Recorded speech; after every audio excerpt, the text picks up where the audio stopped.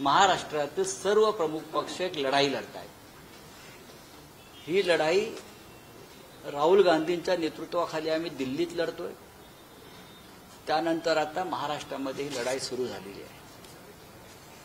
त्यातून काय निष्पन्न होईल याच्याविषयी शंका आहे.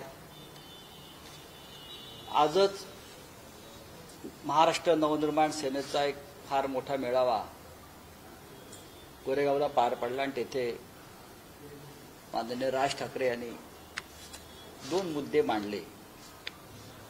त्यांनी सांगितलं की मतदान करा किंवा करू नका. निवडणुकीचं मॅच फिक्सिंग झालेलं आहे आणि या मॅच फिक्सिंग विरुद्धच आपली ही लढाई आहे.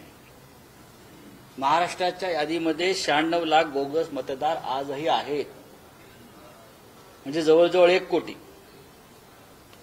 हे 1 कोटी मतदार आमच्या दृष्टीनं घुसखोरच आहे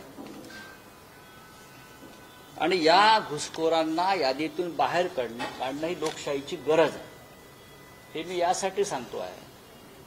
कालच या देशाचे गृहमंत्री अमित शहा यांनी दिल्लीतल्या एका कार्यक्रमात सांगितलं की आम्ही घुसखोरांना शोधू आणि त्यांची नावं मतदार यादीतून बाहेर काढू.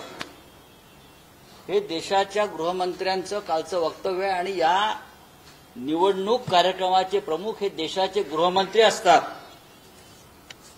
आमचं त्यांना आव्हान आहे की महाराष्ट्राच्या निवडणूक यादीमध्ये घुसलेले 1 कोटी मतदार जे आहेत त्यांना तुम्ही आधी बाहेर काढा आणि या मोहिमेला महाराष्ट्रापासून सुरुवात करा. काही उदाहरणं सकाळी सुद्धा मी ऐकली आपल्या कार्यक्रमात.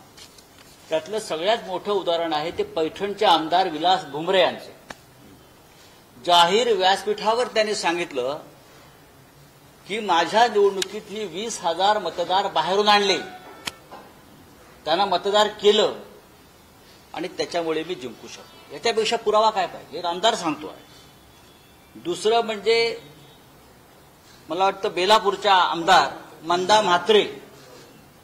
मंदा म्हात्रेंचं सुद्धा फार महत्वाचं वक्तव्य आहे. त्या म्हणतात यापूर्वी मी लढवलेल्या सर्वच निवडणुकांमध्ये पूर्वी बोगस आणि दुबार मतदारांची यादी निवडणूक आयोगाला दिली होती, मात्र ती नावं कधीच कमी झाली नाहीत.